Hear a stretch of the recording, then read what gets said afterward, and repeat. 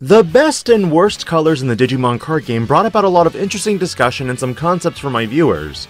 But rather than making up new keywords, there is a basic solution that can start creeping its way into the card game to stop powerful card effects.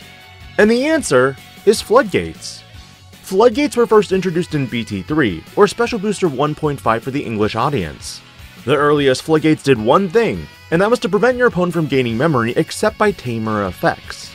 These were the earliest cards that could stop the powerful Hammer Spark, which is now restricted, and even later cards like Memory Boost, and more. But now you have simple Digimon like Mirage Galgamon who can bounce the Floodgate before it can gain memory.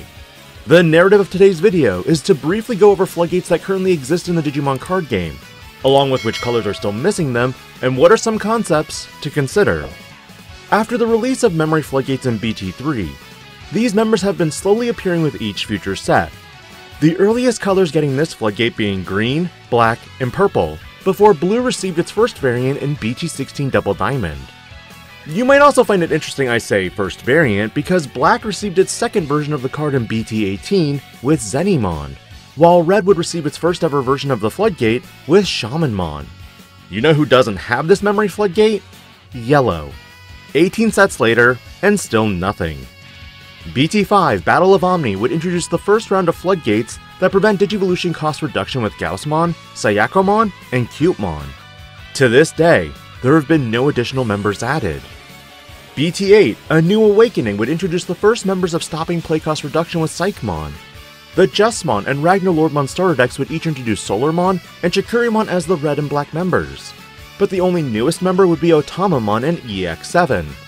Needless to say, with two formats that were largely cross-heart related, I'm surprised we don't have all the members for this one. It was honestly painful at times seeing players thinking they could combo off, but then realize a Floodgate was stopping their entire strategy. Gatsumon would debut in BT14, being the last Floodgate to be released currently in the English format. But the final Floodgate that currently exists in the Digimon card game as its only member is a Floodgate that prevents Digimon from ignoring Digivolution costs.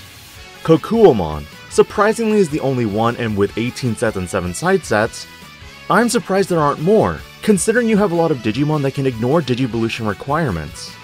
In the grand scheme of things, Floodgates aren't in all colors, but they do provide avenues that can assist in disrupting your opponent's plays. And in just a short weekend, I theory crafted not one, not two, but 7 different Floodgate concepts for today's video. Some are probably never going to happen, while others could. These concepts were considered with largely how the game is currently, whether it be bounce, DP reduction, and more. For the first Floodgate that I came up with, it was a fairly simple one in that on all turns, Digimon cannot increase or decrease their DP. This is a Floodgate specifically designed to counteract the effects of not only DP reduction, but DP buffs that you may receive. Largely, this was the first Floodgate that came to mind when it came to decks that want a Rookie Rush or even set of wide boards. Having your board cleared by a simple Valkyriemon ace kind of sucked. In all honesty, I also kind of miss Bloom Lordmon decks and figured what better way than to have a green Floodgate that can stop DP reduction. It's also amusing that this particular Floodgate has interactions like preventing BT17 Greymon from gaining that extra DP when digivolving if there's a Koromon in the source, because then you can't delete a Digimon with higher DP than 5000. Overall assessment of this Floodgate, I could see it being possible. The second Floodgate had more to do with security related effects, and I can tell you right now, this could get effects. I don't necessarily have this one too high up as a possible Floodgate being made, but the ramifications are more so that if we continue making the game faster and faster, with security trashing effects as one extreme, to continuously creating cards that can recover security as the other. That being said, Bandai seems to have chosen a course at this point that heavily limits security recovery effects that go up to 6. I don't see too many decks these days going ham, up to 8 or even 10. The next one is a huge Floodgate that could be very interesting. In the Digimon card game, card draw is extremely relevant in finding your combo pieces. On another hand, I think blue is one of the most overtuned colors in the Digimon card game. Therefore, I've conceptualized the creation of a Floodgate in which cards cannot be added to the hand by card effect, except by digivolving and during the draw phase. Ukomon? No, get out of here. Mirage Galgamon? Can't add a security to my hand and can't bounce my Digimon. No bounce, no Digimon to hand, no memory gained. Problem solved. Ancient Garurumon? Same thing. Largely, this would be a huge counter to blue removal as they typically bounce cards to hand. Though to be fair, more and more Garurumon-based cards are transitioning from bounce concepts to a stun concept. Could this be a floodgate realistically seen? I don't think it's necessarily a problem to stop draw power in this card game, as some decks can do it extremely easily. In the grand scheme of things, I feel that this not only affects blue, but purple as well. But luckily purple has ways to delete cards versus blue, who typically would just bounce. While this floodgate would be another detrimental card to purple decks, do I think we should have more trash protection effects as well? One floodgate that came to mind with the appearance of Imperial Dramon Paladin Mode Ace is largely the fact that it can target the entire contents of a player's trash and return it to the deck. This completely eliminates any potential of Machine Dramon decks and purple decks when you even play it. So the question, what's the solution? Potentially a floodgate in which cards in the trash are unaffected by cards, except their own. This largely took from an old Yu-Gi-Oh card named Necro Valley, but spun it in a way in which certain cards could still use their effects. Though initial conceptualization of this was mainly for purple to still utilize their effects like Eismon, for example. Largely, it was to provide a barrier for those decks to protect their trash resource without having to start all over. The next floodgate is not likely to ever make it into the card game, but with so many different colors that can generically unsuspend, ultimately is this fair?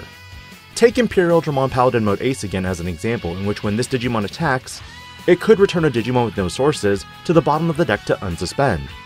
But realistically, if your opponent goes wide, you can unsuspend multiple times in a single turn.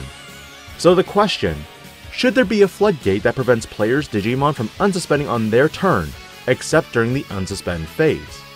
This still allows cards with Reboot to go off, but now players are unable to go for multiple swings. This kneecaps Digimon like Mirage Galgamon and even Blitz Omnimon. But I think that unsuspending is a necessity, and generally floodgates don't affect battle interaction. But who knows? Bandai could change their mind on this. The next one is fairly generic, and I could honestly see it happening in the next 2 or 3 sets. With more and more Digimon being able to play their specific tamer, is it time for a floodgate that prevents tamers from being played by card effect? You already have Digimon that prevent Digimon from being played. But what if you had a floodgate that prevented tamers from being played by card effects? Would this be another mindset of Bandai trying to slow down the card game? There are a lot of unknowns with the Digimon card game even at this time, mainly because that I've already brought it up in a previous video, that with the unification of the Digimon card game with its Eastern counterpart, does this also mean we'll have a unified format as well? Best of 1s versus best of 3s, and in doing so, does the game need to slow down? There's a lot more questions when it comes to this particular thought process and can influence what kind of floodgates would be necessary. But the last and final floodgate I strongly considered was a floodgate that makes it so that players can only Digivolve their Digimon on their turn.